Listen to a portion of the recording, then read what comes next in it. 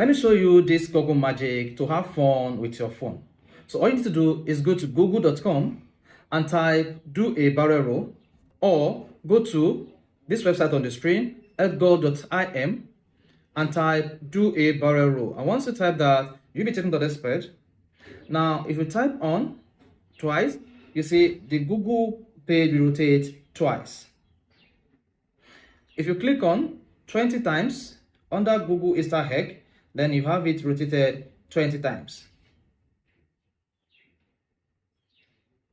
At the same time, if you choose to go with 5.6, this will rotate the screen 5.6 times.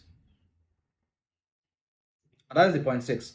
Then if you choose to go with 100 times, this rotates the Google screen 100 times. So let's do it again, 100 times. You see that? It's going to rotate the Google screen for 100 times consecutively. Wow. So do you like that? And have you done this before? Please hit the like button, follow for more tips. Cheers. Do not forget to leave a comment and follow us for more tips just like this.